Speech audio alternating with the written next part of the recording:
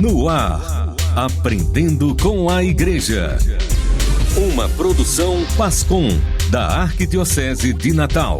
Rádio Rural de Natal, bom dia! Estamos começando o programa Aprendendo com a Igreja, neste domingo, dia 21 de setembro. Estamos no mês da Bíblia, né? Na nossa Igreja Católica no Brasil. Todo mês de setembro é dedicado à Bíblia, que neste ano a reflexão é sobre a carta de São Paulo aos Romanos. E é sobre o mês da Bíblia que nós vamos conversar hoje no programa Aprendendo com a Igreja. O nosso convidado é o Monsenhor Robério Camilo da Silva, que é mestre em Bíblia, é pároco da paróquia da Nossa Senhora da Conceição em Mãe Luísa, é o vigário episcopal para as instituições sociais, enfim, entre tantas outras funções, missões do Monsenhor Robério na Arquidiocese de Natal. Monsenhor Robério, bom dia, seja bem-vindo aqui mais uma vez ao programa Aprendendo com a Igreja. Bom dia, Cacilda, bom dia a todos que nos ouvem neste momento. Sempre digo que é sempre um prazer poder falar deste areópago, o lugar do ensino, o lugar do debate. Então vamos ficar esta hora junto, aprendendo com a Igreja.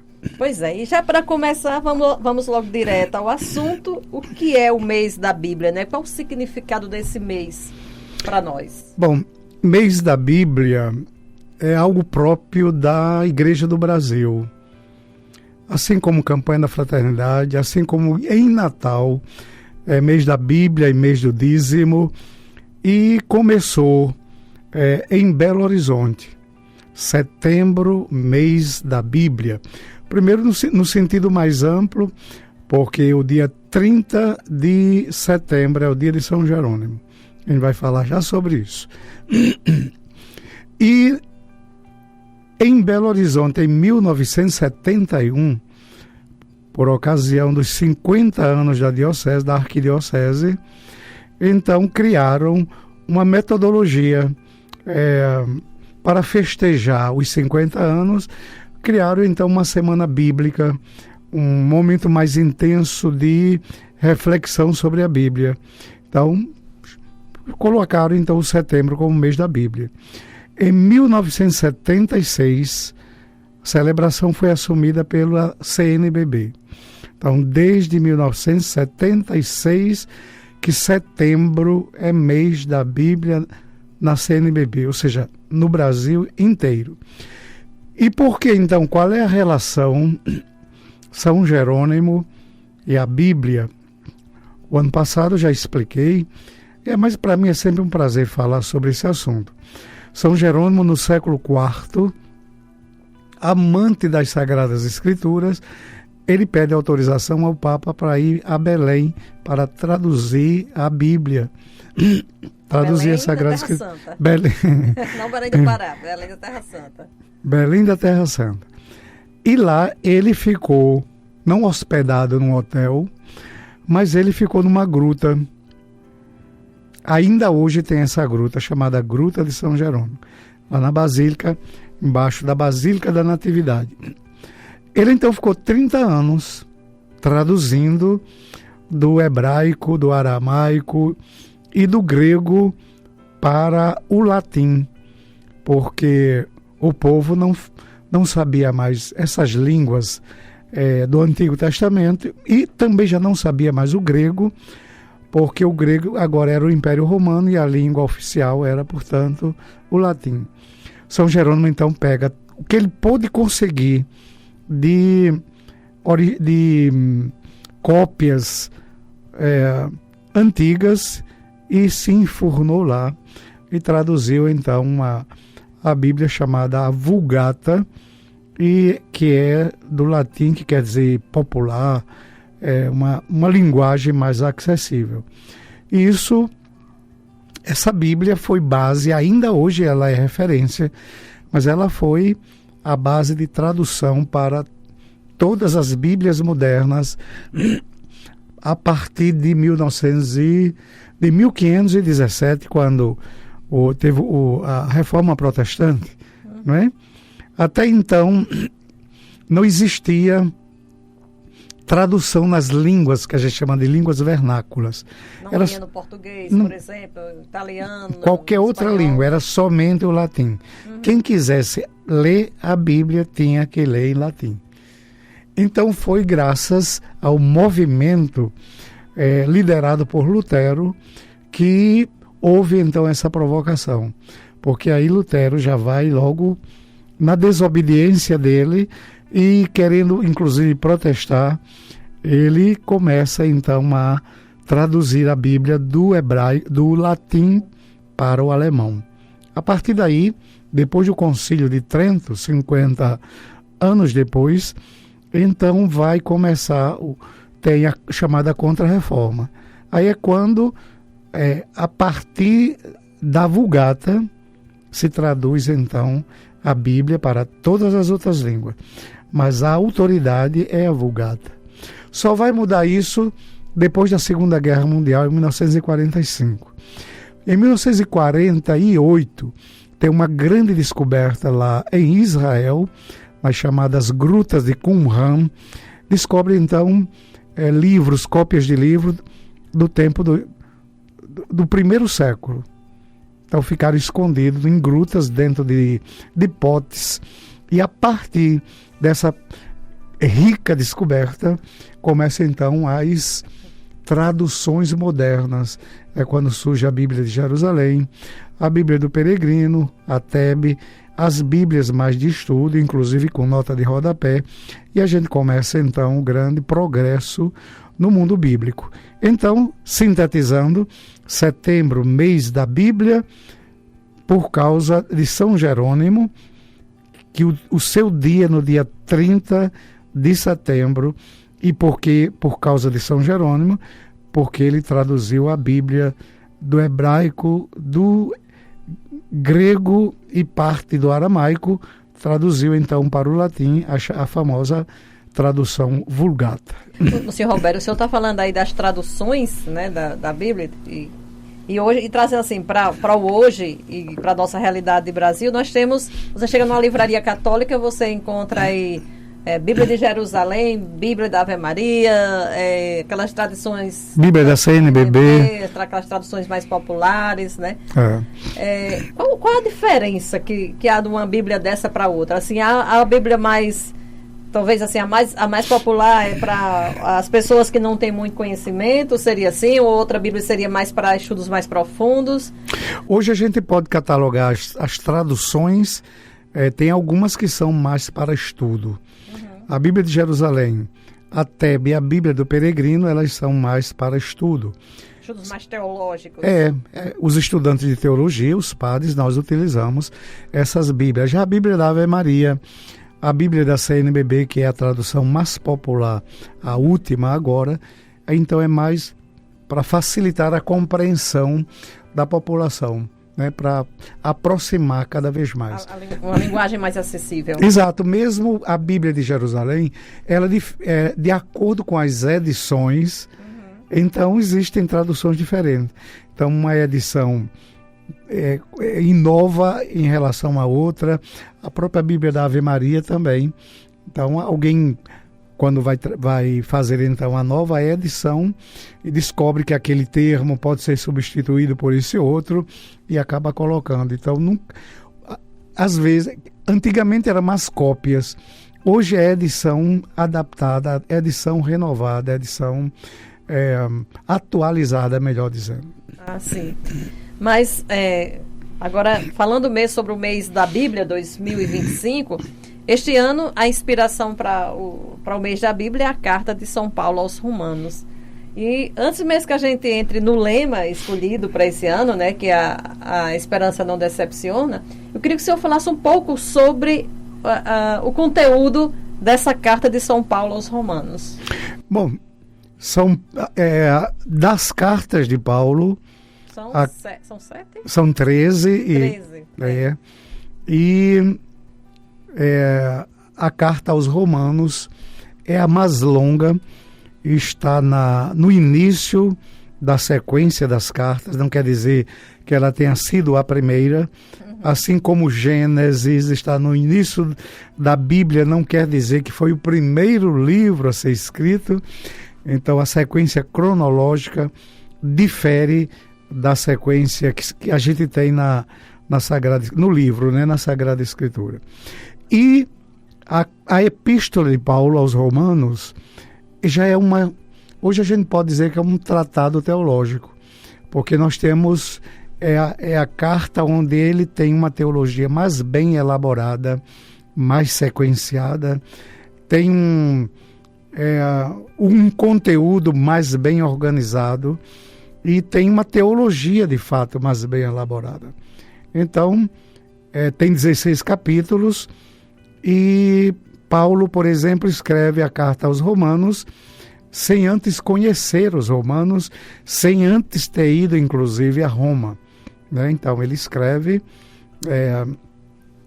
é uma carta destinada aos romanos, mas depois vai ser destinada a todo mundo, inclusive a nós. Então, ele tem sempre, logo no início, ele vai colocar que é ele, né, Paulo, servo de Cristo Jesus, chamado para ser apóstolo, escolhido para o Evangelho de Deus. Então ele coloca o emitente e coloca também os destinatários, aos irmãos que estão em Roma. Tá? Então ele se coloca como servo de Cristo e também servo do Evangelho. Depois ele vai dizer, já no final da vida dele, prisioneiro por causa do Evangelho, sofri muito por causa do Evangelho. Então ele vai colocar o Evangelho como centro da vida dele. E Evangelho para Paulo é boa nova, é boa notícia. E traz a alegria, traz a esperança e traz a salvação. E essa boa nova ou boa notícia anunciada por Paulo, ela parte do conteúdo original, que a gente chama de querigma, que é o anúncio da paixão, da morte e da ressurreição de nosso Senhor. Aonde Paulo chegava, ele pregava isso. Eu prego Jesus, o meu evangelho é Jesus Cristo, que sofreu a paixão, morreu, ressuscitou, está vivo, presente em nosso meio. Então, essa carta tem um emitente e tem um destinatário. Ele provavelmente escreve lá de Jerusalém. Ele vai para Jerusalém com um certo medo de não ser acolhido pela comunidade, até por causa da história dele, né? Mas ele tinha aliás, provavelmente tenha sido escrito de Corinto, não de Jerusalém. De Jerusalém é outras coisas. A gente já sabe que São Paulo nasceu em Tarso, né? Na Ásia Menor. Pouco abaixo. Antiga Turquia. Pouco abaixo, exatamente, abaixo do que era antes a Galácia, que hoje é a Turquia. A antiga Turquia não, que é a Turquia. Que é a Turquia. Então, provavelmente de Corinto, quando ele vai para Jerusalém, fica estudando lá em Jerusalém, depois persegue a igreja, quando se torna, então, grande missionário, grande pregador da palavra de Deus. Provavelmente ele tem, os estudos, talvez ele tivesse os 47 anos, quando escreveu a carta aos Romanos, lá de Corinto. Eu tive o prazer de estar em Corinto. Corinto fica na Grécia. E não tem... Hoje o que tem são as ruínas de Corinto. Apresenta Corinto como sendo uma cidade que foi uma cidade bem desenvolvida, era uma cidade portuária. Então ele tem esse destino, esse desejo de ir a Roma, e chega a Roma porque em Jerusalém ele é preso, e quando está no julgamento que iam matá-lo, ele apela para César. Então, eu sou cidadão romano, quero ser então julgado por Roma, pelo imperador. E ele foi morto em Roma. Né? E a intenção de Paulo ir a Roma é porque ele queria ir à Espanha. Ele queria evangelizar a Espanha. Não deu tempo porque ele foi morto. Então, Roma era uma comunidade cristã que Paulo não fundou, né? Não foi Paulo que fundou a comunidade cristã de Roma. E quando Paulo chega, já existia essa comunidade. Todas as comunidades cristãs, uma curiosidade, Cacilda, é que ou vinha do mundo judeu, os cristãos, né? De onde é que vem o judeu, os primeiros cristãos? Ou do mundo judeu ou do mundo pagão. O que é o mundo pagão? Um mundo que não é judeu. Quando vem do mundo judeu, o judeu cristão vem com a lei no coração e na cabeça. Então ele quer que todo mundo passe pela circuncisão, que pregue, que cumpra a lei e tudo mais. Quando vem do mundo pagão, as pessoas vêm com a cultura dos ídolos. Então lá em Roma, também Paulo encontra uma comunidade bem diversificada nesse sentido. Tá? Então de Jerusalém ele vai para Roma, não mais livremente, mas como prisioneiro. E ele chega em Roma como prisioneiro, e Paulo não perdia tempo. Onde ele chegava, ele evangelizava. Então, o navio se quebrou no caminho, tiveram que ficar um tempo numa ilha, ele não perdeu tempo, desceu, evangelizava. Né? Ai de mim se eu não evangelizar. Quando foi preso lá no Aventino, lá em Roma, ele também acolhia as pessoas e evangelizava. Então, não perdia tempo para evangelizar. O objetivo de São Paulo para escrever a carta aos Romanos era unificar uma igreja que estava dividida. Os cristãos que vieram do mundo judeu e os que vieram do mundo pagão estavam em guerra, porque as tendências eram diferentes. E quando ele chegou lá, ele encontrou isso. E ele então vai lutar muito para unificar. E também pega Roma como base para a sua missão, porque de lá ele queria então ir para a Espanha. Então, antes de chegar a Roma, ele escreve preparando a sua chegada. Ele é bem recebido pelos cristãos de Roma, mesmo na prisão, ele é bem visitado e mostra, os Atos dos Apóstolos termina o final do livro dos Apóstolos, os últimos versículos, que vai dizer que Paulo está preso, mas o Evangelho está livre, porque nada aprisiona o Evangelho. Bacana.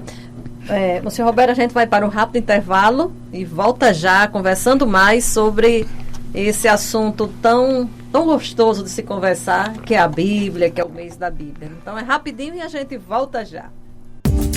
Você está acompanhando Aprendendo com a Igreja.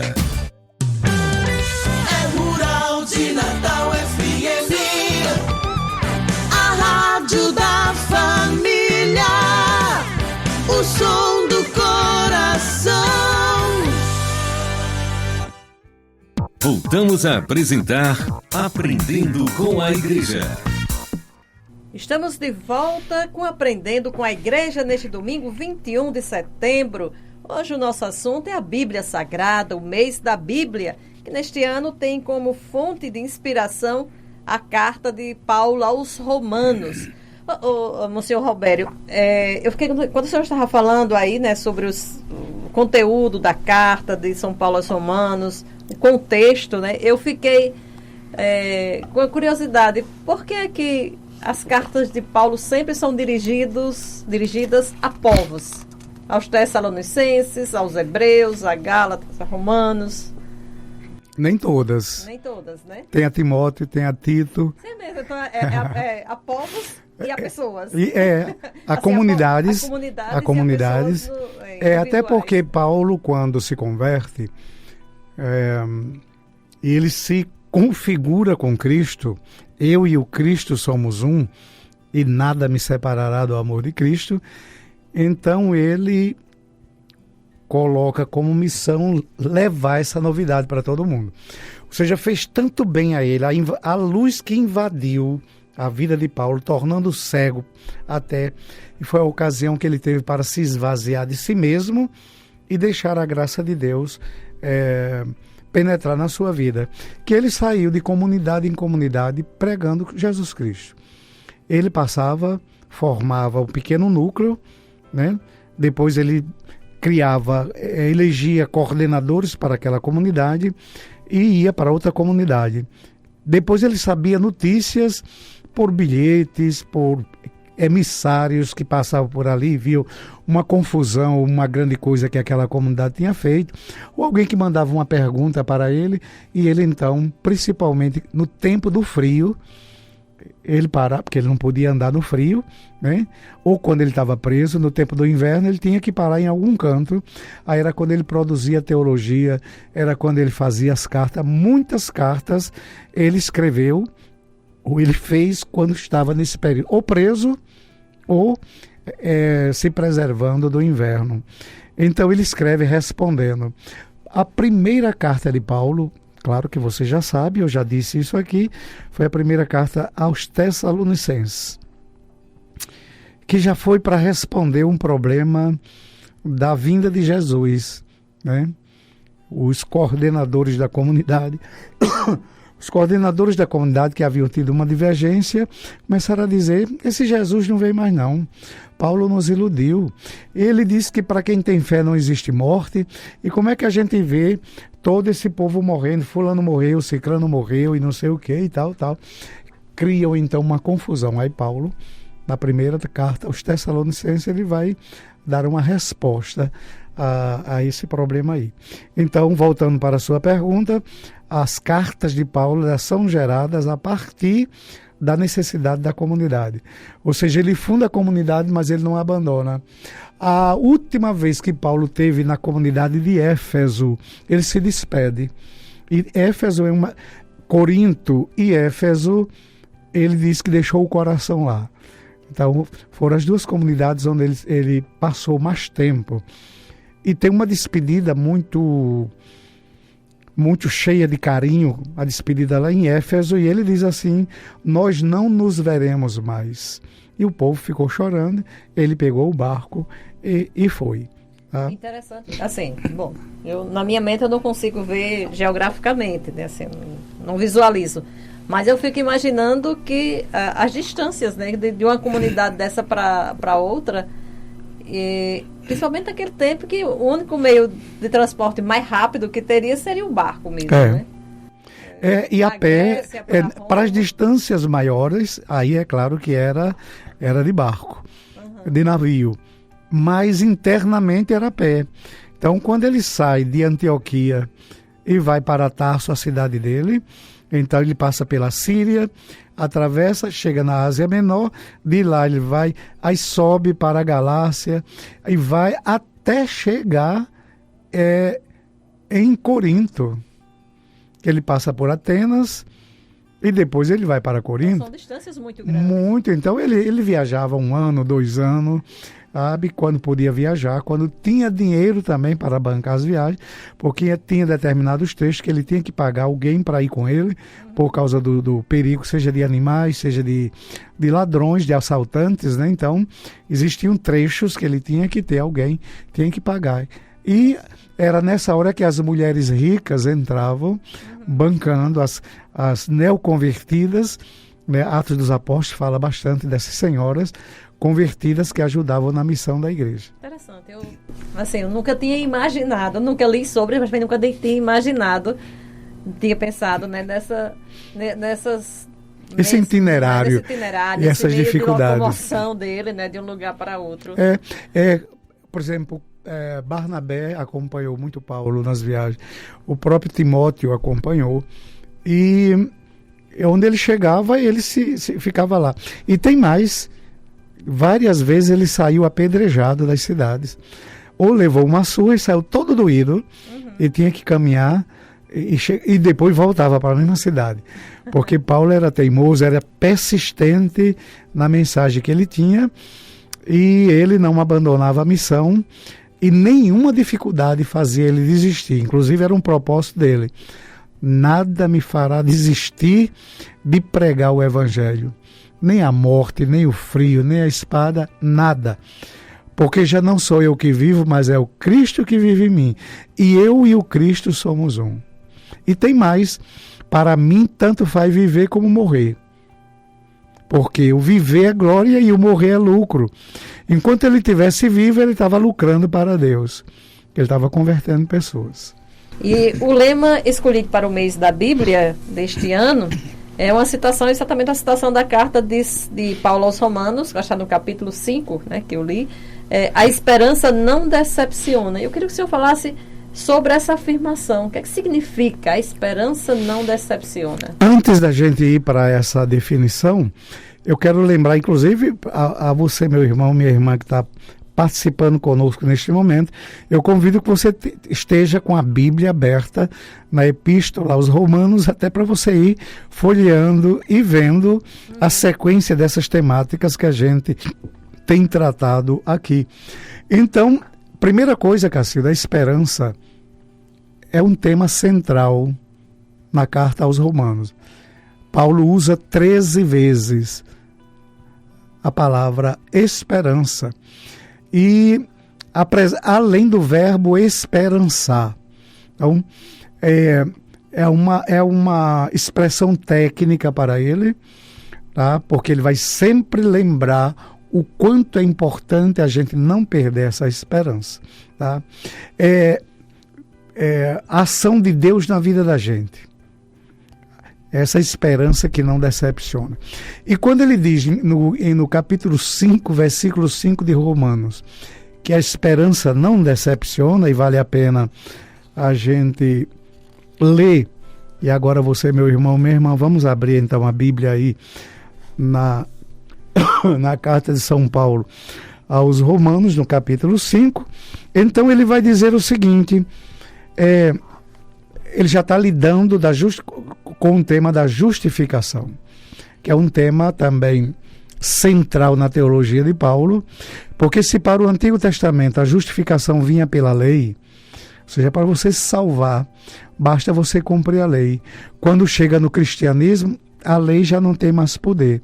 E o próprio Paulo, que era um defensor da lei, quando ele conhece Jesus Cristo e compreende que foi a lei que crucificou Jesus, Jesus ressuscitou. Logo, ressuscitado, a lei não tem mais poder sobre o ressuscitado.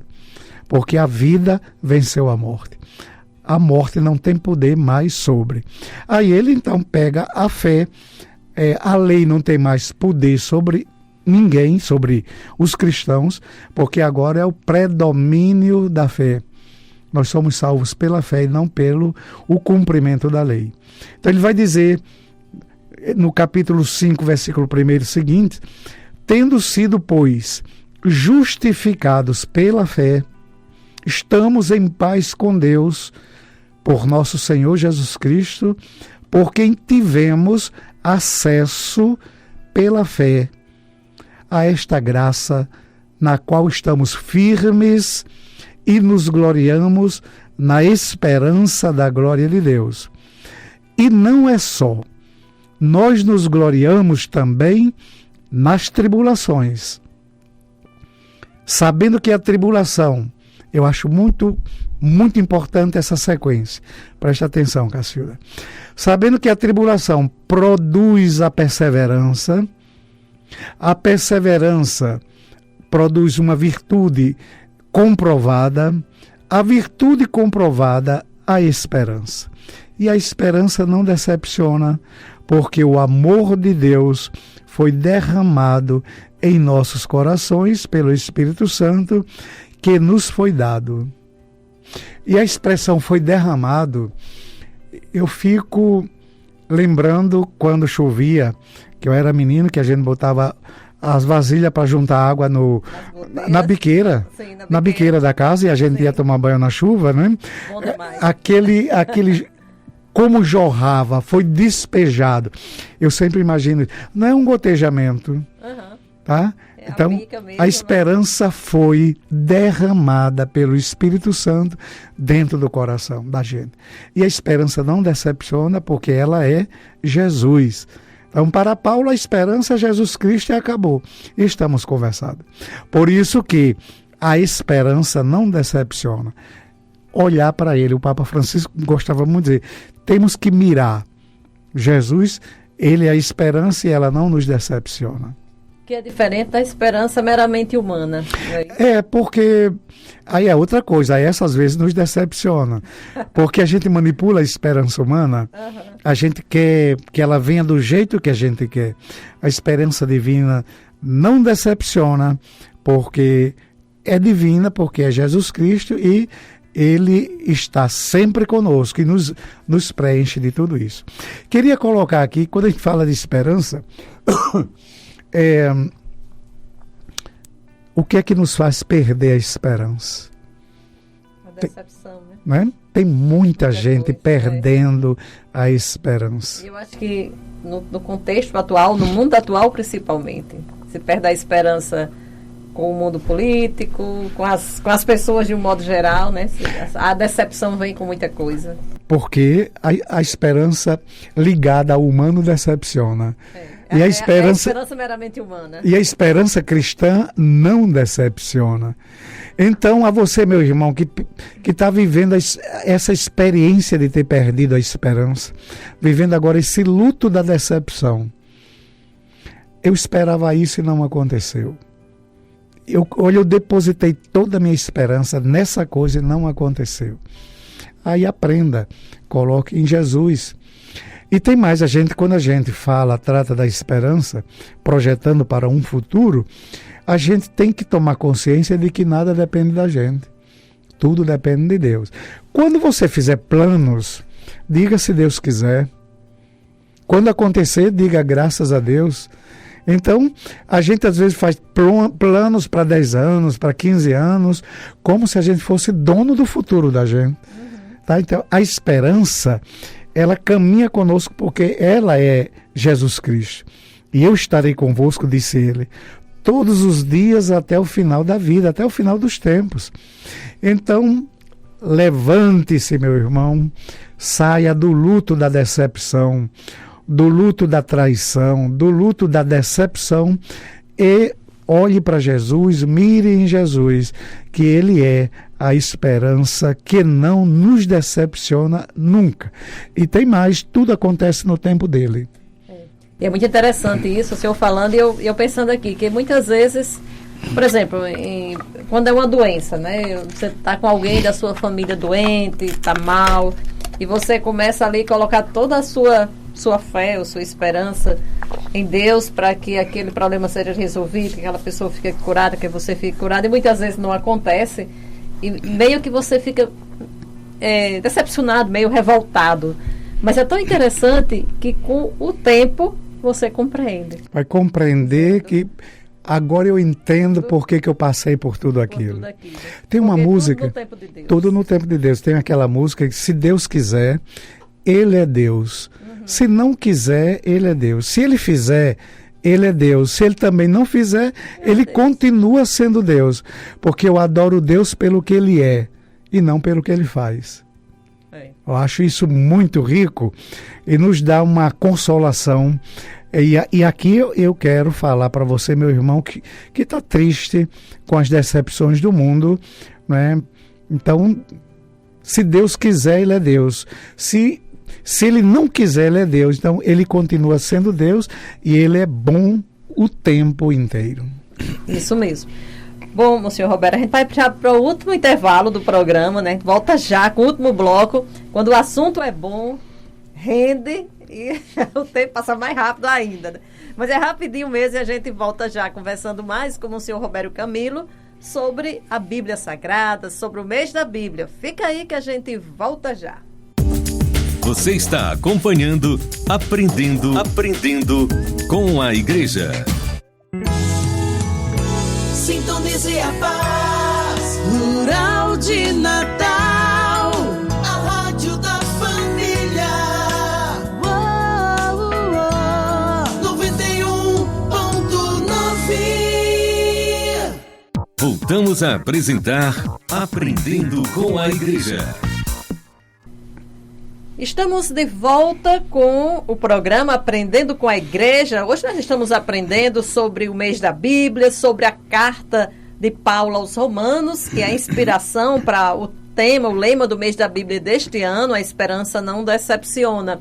E aqui o nosso convidado é ele, o Monsenhor Roberto Camilo, que é mestre em Bíblia. Quase sempre que a gente vem tratar de assuntos sobre a Bíblia, o Monsenhor Roberto é o nosso convidado, até porque a gente sabe que o quanto ele tem conhecimento sobre a Bíblia. Também é professor de Bíblia no Seminário de São Pedro, né, para os alunos ali de teologia, não é isso? Teologia há muitos anos.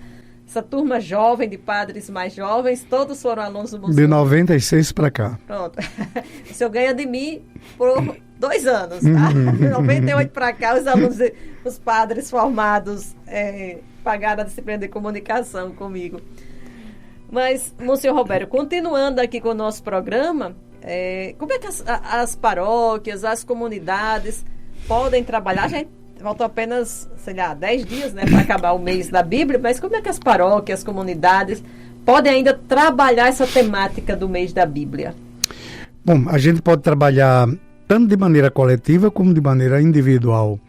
Primeira coisa é ler a carta aos Romanos. Quero lembrar que essa carta já ajudou a converter muita gente. Foi com a leitura da carta aos Romanos que Santo Agostinho se converteu. A base da sua fé foi, então, essa sequência teológica, porque aqui a gente tem uma síntese da catequese cristã no primeiro século. O que era ensinado, o que foi ensinado no primeiro século, está aqui na carta aos Romanos. O conteúdo da fé, a base da nossa fé, do início, nós encontramos aqui. Temos uma sequência do capítulo 1 até o capítulo 7, bem interessante, e depois vai se desenvolvendo em determinados blocos. Hoje nós temos, até na própria internet, muitas aulas a respeito de todos os livros da Bíblia. Basta, de repente, em família, você escolher fazer um curso sobre a carta aos Romanos, você encontra lá. Se quiser rezar, ler a Bíblia sequenciadamente e de forma de oração, ou seja, você tem... Vamos ler a carta de São Paulo em 5 meses. Bom, vamos ler em 5 meses, vamos dividir e vamos. Ou seja, cada um vai encontrar a sua maneira. Mas para esse mês, quem dera que alguém diga assim, eu vou ler a carta de São Paulo aos Romanos, por curiosidade. Leia sem pressa, leia, não somente lendo, mas leia rezando a carta de São Paulo aos Romanos, e você vai entrar num itinerário de fé que vai lhe surpreender. O que você não entender, sublinhe. Você pode perguntar a um padre, pode perguntar, não deixe, pega a Bíblia de Jerusalém, tem muita explicação na nota de rodapé. E também a internet, tem muitos professores que dão todas as explicações também hoje na internet. O senhor falando, leia rezando, como é que se faz essa experiência da leitura orante? Bom, a chamada leitura orante ou Alexio Divina, né, é uma experiência antiga na igreja, que é uma metodologia de ler a palavra contemplando a palavra. A palavra é central na vida da gente. Inclusive, sem a palavra, a gente não alimenta a fé. A condição para a salvação, para a vida eterna, Jesus diz, quem escuta as minhas palavras e as põe em prática, este terá a vida eterna.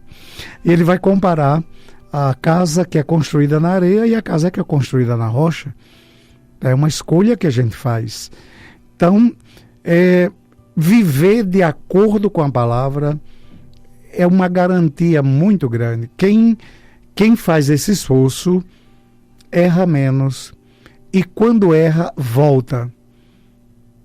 Não se desgarra, né? Porque o arrependimento é o centro, né? O perdão e o arrependimento nos faz voltar para o ponto de origem e sendo abraçado pela mãe de todas as virtudes, que é a humildade. Então, se vista da humildade, errou, caiu, humildade e volte para a origem, voltai para o vosso Deus, voltai. Então, uma pequena palavra sobre a Alexio Divina, Cacilda. Então, é uma metodologia de oração que é muito antiga na igreja, uma prática da igreja orante, e para ter o conhecimento da palavra, não somente da curiosidade do que a palavra nos diz, mas para a gente interiorizar essa palavra.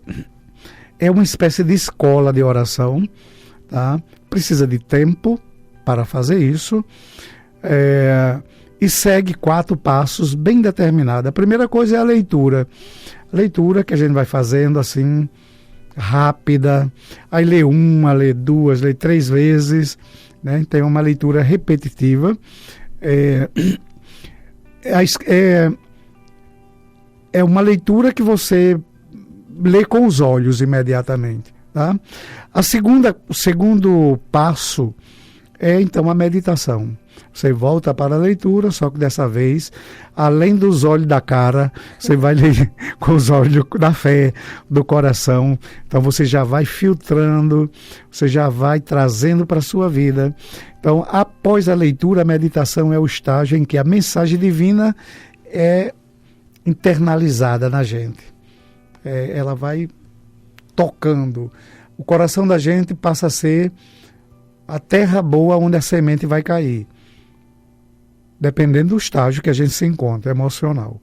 Então, ao memorizar trechos específicos, facilita-se a meditação. Então, nós não temos esse hábito de memorizar trechos da Bíblia. Os nossos irmãos evangélicos pegaram a metodologia das escolas rabínicas dos judeus. Eles então memorizam os trechos da Bíblia até para ir repetindo, para ir meditando em todos os lugares que a pessoa esteja. Então, essa meditação, através da repetição dos trechos da Bíblia, a gente vai em busca da verdade e do amor de Cristo, que ressoa nas Escrituras, e a gente traz então para dentro da gente. Tá? O outro passo é a oração. Então, tem a leitura, tem a meditação e depois a oração. No terceiro estágio, a oração emerge como uma resposta à verdade assimilada. Ó Senhor, eu reconheço que eu sou um pecador, então dai-me a graça da conversão. Ó Senhor, eu duvidei de Ti. Então, ó Senhor, eu te peço perdão pelas vezes que eu não valorizei a Tua palavra. Então, pelas vezes que eu não obedeci isso que o Senhor me diz, e eu nunca parei para ouvir radicalmente o que o Senhor me diz. Então, é a oração, a resposta do orante ao contemplar a palavra de Deus, ao meditar a palavra de Deus. Quarto e último passo é a contemplação.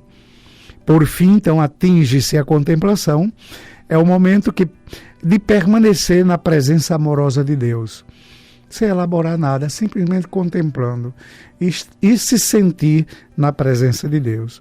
Nesse estágio da Alexio Divina, não há más palavras, há contemplação. Trata-se de um silêncio repleto de significado. Então, após a leitura, a meditação e a oração, recolhemos-nos na presença ativa de Deus.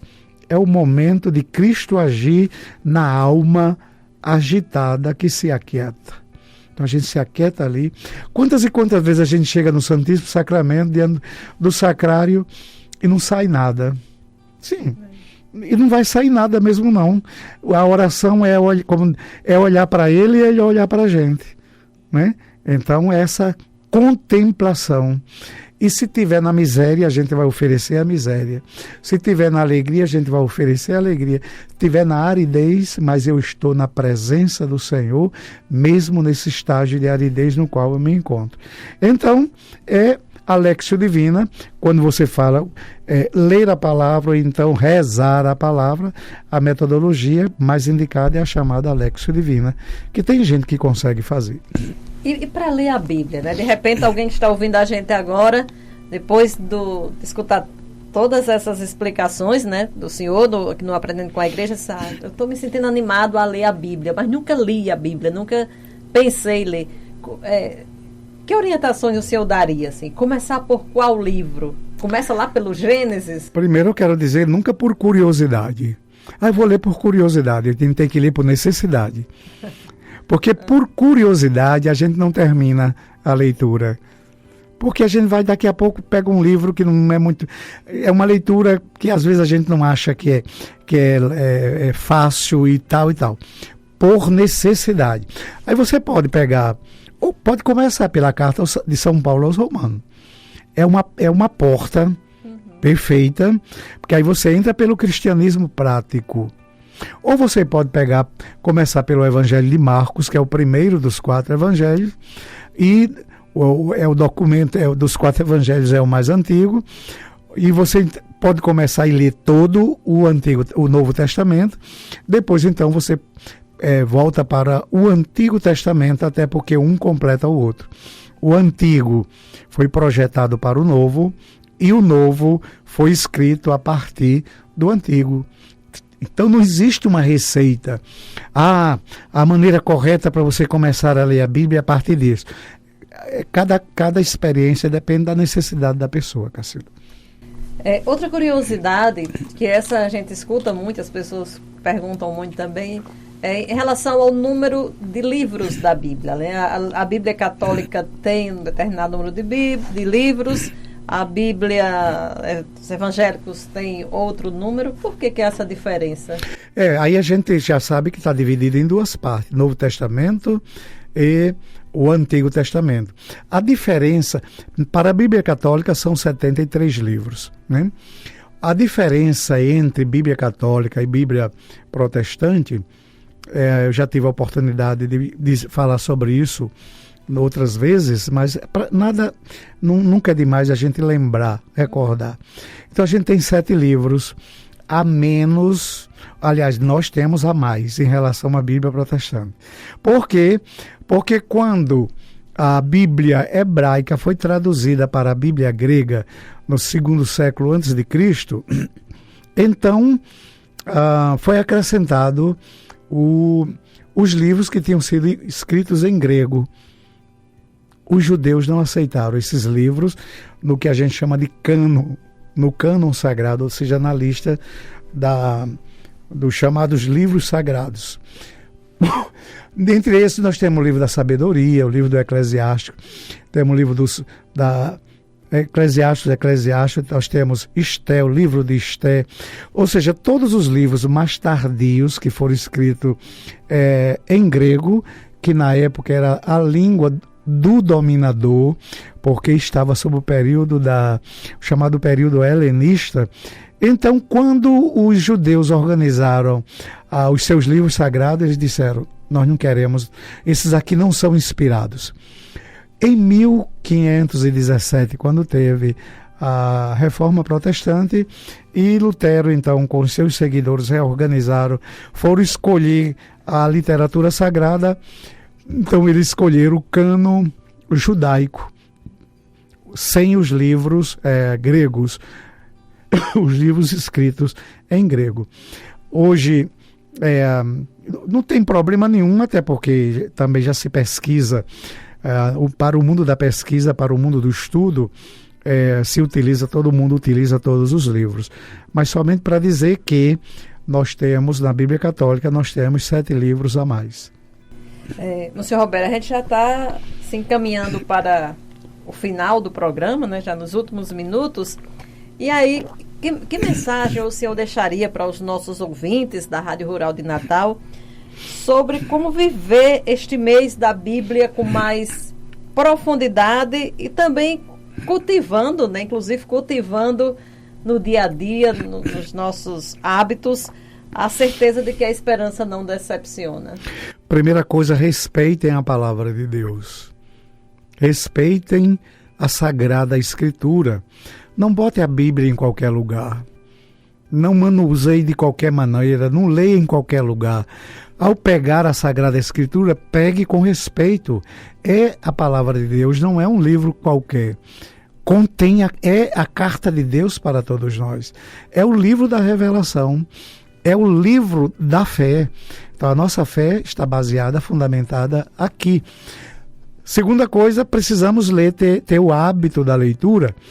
E a leitura com a fé, vem então a inspiração, vem então a revelação, que ela continua, porque o Espírito Santo é o mesmo.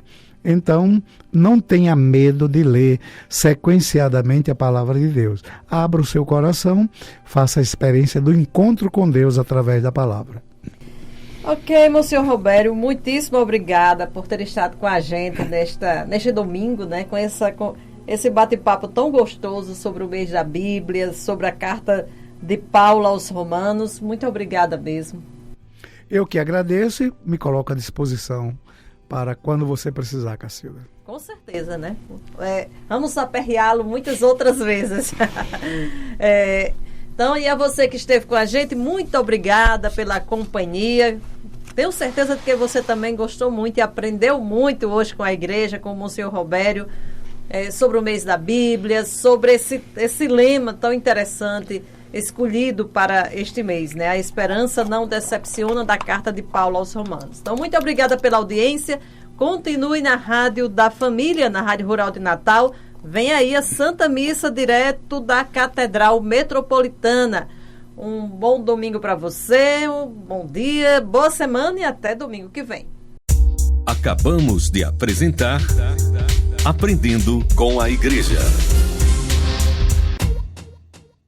É Rural de Natal FM, a rádio da família, o som